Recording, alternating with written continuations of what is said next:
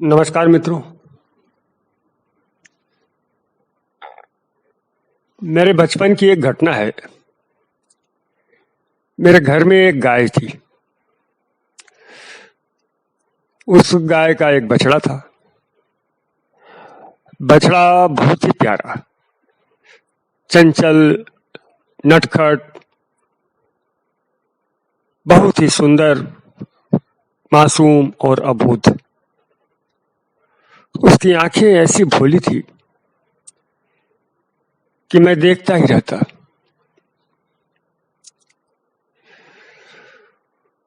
मुझे बड़े प्रेम से देखता था वो। मेरा बड़ा लगाव था उससे। मैं अपने खाने में से कुछ निकाल करके उसे खिला देता। मुझे बिस्किट मिलते चाय के साथ खाने के लिए तो मैं छुपा के रख लेता, उसे जाके खिला देता। चुपके से उसे खोल देता, वो अपनी माँ का दूध पी लेता। मुझे बड़ा अच्छा लगता।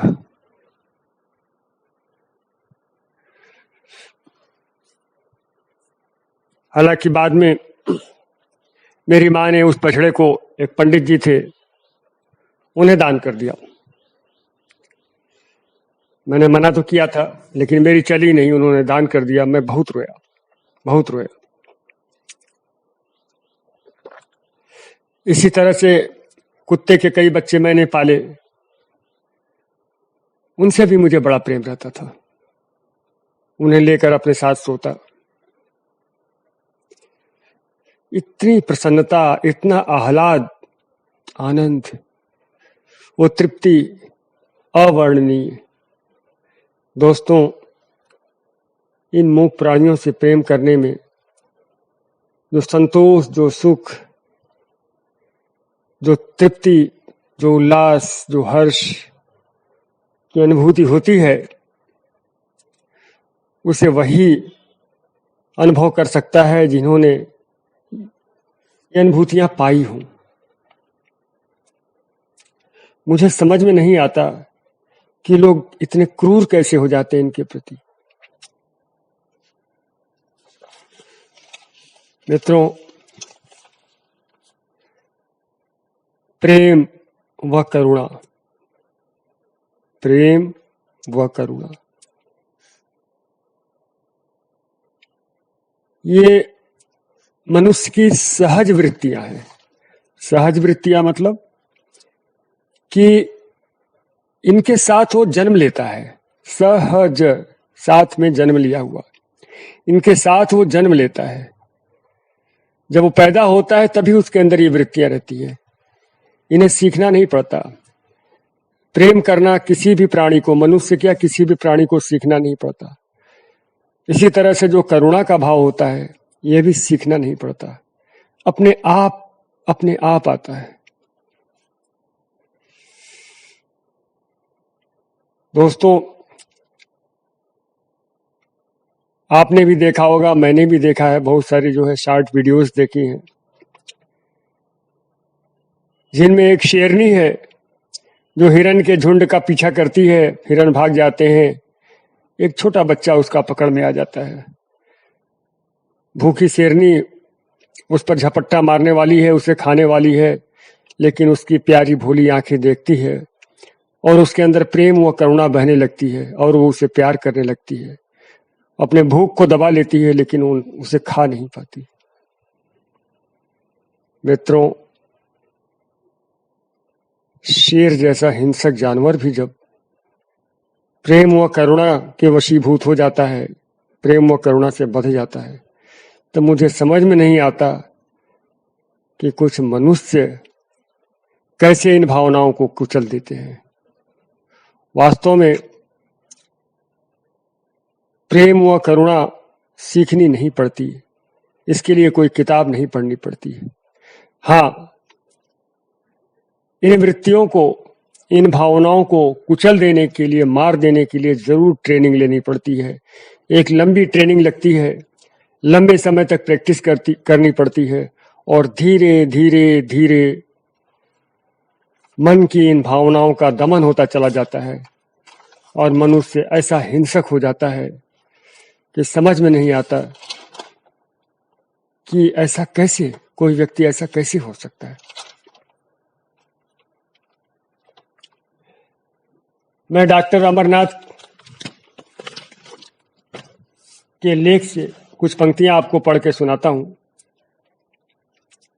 वे लिखते हैं, आतंकवादी इतने क्रूर क्यों होते हैं? आतंकवादी इतने क्रूर क्यों होते हैं?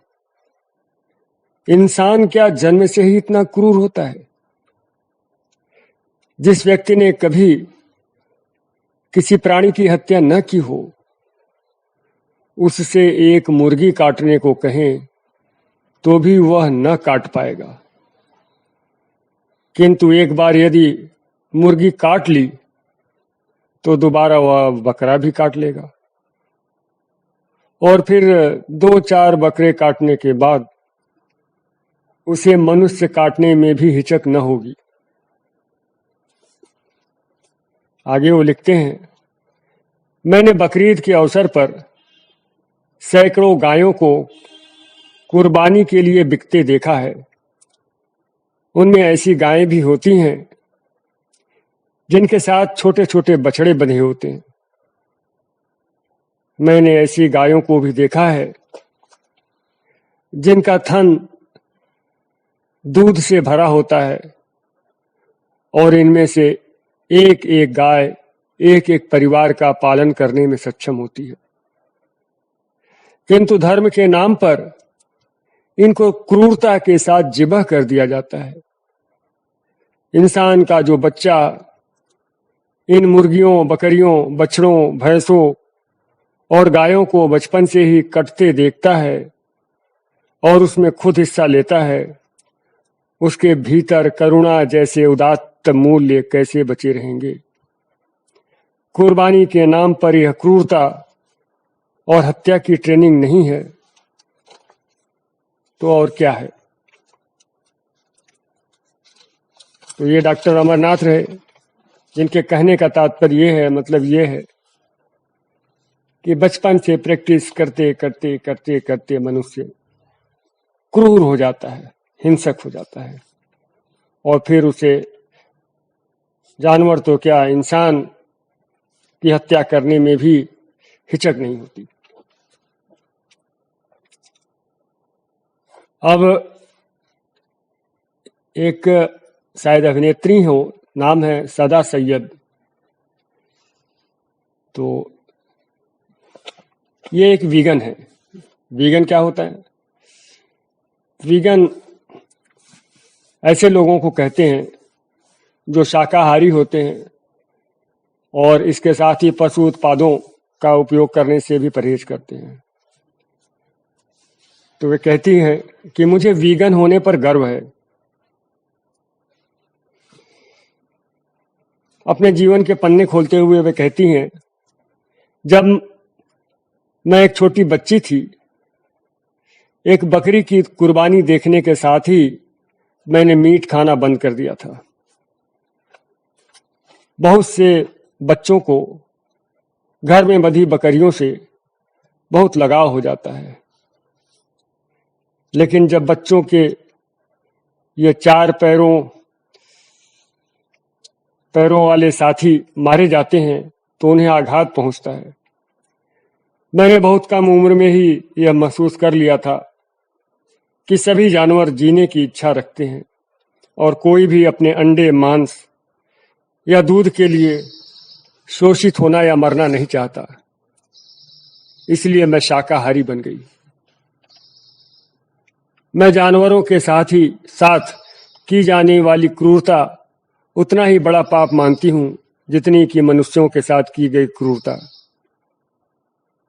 आगे वे सचेत करती हैं, आज पर्यावरण वैज्ञानिक हमें चेतावनी देते हैं कि मांस, अंडा और डेयरी उत्पाद पर्यावरण को नष्ट कर रहे हैं।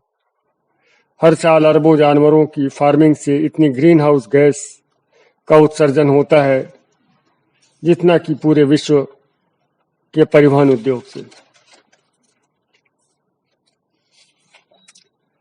दोस्तों, सदा सैयद का नाम आने पर एक और नाम मेरे दिमाग में आ रहा है, वो है एक्स मुस्लिम परवीन, उन्होंने इस्लाम छोड़ दिया और सनातन में आ गई। तो वो भी कुछ इस तरह के अनुभव बताती हैं कि जब वो देखती थी इस तरह की कुर्बानियां, बकरे कटना और बहुत सारी जो क्रूर प्रवृत्तियां हैं, जो हिंसक प्रवृत्तियां हैं, जब वो देखती थी तो उनका मन बड़ा विचलित होता था। वो सोचती थी ये क्या है, ये क्या है, इससे मनुष्य शांति की ओर कैसे अग्रसर हो सकता है, इसमें शांति नहीं है। और अंत में शांति की तलाश करते करते वे सनातन की ओर आ गई। अब मित्रों, श्रीमती मेनका गांधी, आप जानते हैं कितनी बड़ी पशु प्रेमी है वे। तो उनकी भी कुछ पंक्तियां मैं आपको सुनाता हूं। वे लिखती हैं, कुछ महीनों पहले मैंने एक फिल्म देखी जिसमें दिखाया गया था कि गोरों का एक समुदाय है जो काफी अच्छा और कानून की पालना करने वाले लोगों का है, लेकिन साल में एक बार दीवानगी की हदें पार करने का हक है। उनको किसी भी अश्वेत को मार डालने की कानूनन छूट मिली हुई है। फिर आगे बताती हैं, भारत में बकरीद पर कानूनी छूट है कि बकरी या अन्य किसी जानवर को मारा जा सकता है। लोग पश्चिम बंगाल व केरल में गाय को भी मारते हैं। हैदराबाद, केरल, तमिलनाडु, दिल्ली व मेरठ में ऊंटों व भैंसों को भी मारा जाता है, जो कानूनन वैध है। इन जानवरों का खून बहकर नदी के पानी में मिल जाता है। कुछ इलाके ऐसे हैं जहां कच्चे मांस से पूरे इलाके में दुर्गंध फैल जाती है। तो दोस्तों, 4 कैरेक्टर हमारे सामने हैं। मेनका गांधी, एक्स मुस्लिम परवीन, सदा सैयद और डॉक्टर अमरनाथ।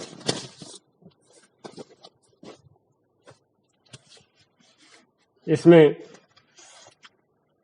मुख्य रूप से 2 बातें कही गई हैं। एक तो ये कि कोमल हृदय का बच्चा जब बचपन से ही क्रूरताएं देखता आता है तो उन क्रूरताओं का वो अभ्यस्त हो जाता है। और दूसरी बात ये कि पशु हिंसा, मांसाहार, ये प्रकृति और पर्यावरण के लिए भी अनुकूल नहीं है। ये 2 बातें कही गई हैं। दोस्तों, एक चीज बताऊं आपको, प्राचीन काल से अगर देखें तो थोड़ी बहुत हिंसा लगभग सभी समाजों में होती रही है। जैन धर्म अपवाद है, बौद्ध और जैन ये 2 धर्म इसके अपवाद माने जा सकते हैं। तो अगर मैं भारत की बात करूं तो जब महात्मा बुद्ध का अभ्युदय होता है तो वास्तव में उनके अभ्युदय के पीछे जो प्रमुख कारण था वो यही था कि यज्ञ में होने वाली पशु बलि। तो इसीलिए उन्होंने जो है इसका विरोध किया और उनकी विचारधारा जो है बुद्धिस्ट है ना, बुद्धिस्ट जो है विचारधारा कहलाती है, बौद्ध विचारधारा कहलाती है। लेकिन भारतीय समाज ने उनका विरोध नहीं किया। ये हमारी विशेषता रही है कि अगर कोई बुराई है और उसे इंगित किया जाता है तो उसका विरोध नहीं होता। और आप देखिए, आज भारतीय समाज में पशु बलि की प्रथा या इस तरह की हिंसा की प्रवृत्ति बहुत कम हो चुकी है। लेकिन जब कोई समाज ऐसा हो जो अपनी लकीर पर चलता ही चला जाए, ये जानने के बाद भी कि ये चीज ठीक नहीं है, तो फिर परिणाम वही होते हैं जो आज हो रहे हैं। ईश्वर ने तो मनुष्य को प्रेम व करुणा की मूर्ति बना करके पैदा किया। लेकिन मनुष्य ने जाने क्या सीखा और खुद को एक क्रूर और एकदम कठोर हृदय बना दिया, और उसी का परिणाम है कि आज दुनिया में इतनी अशांति है। तो मित्रों, ये आज का मेरा विचार रहा कि हम कैसा समाज चाहते हैं। ठीक है मित्रों, अगर मेरी बात आपको अच्छी लगी हो तो प्लीज लाइक, शेयर और कमेंट करें। अगर मेरी बात में कोई गलती है तो भी मुझे कमेंट करके बताएं। जो गलती होगी मैं मानने का और सुधारने का प्रयास करूंगा। दोस्तों, चैनल को प्लीज सब्सक्राइब कर लें। और हाँ, कुछ ऑनलाइन लेख मैंने पढ़े हैं इसके लिए, इस वीडियो को बनाने के लिए, तो उनका लिंक मैं डिस्क्रिप्शन बॉक्स में लिख रहा हूं। अगर आप लोग डिटेल में पढ़ना चाहें तो वहां जाके पढ़ सकते हैं। ठीक है मित्रों, नमस्कार, फिर मिलते हैं।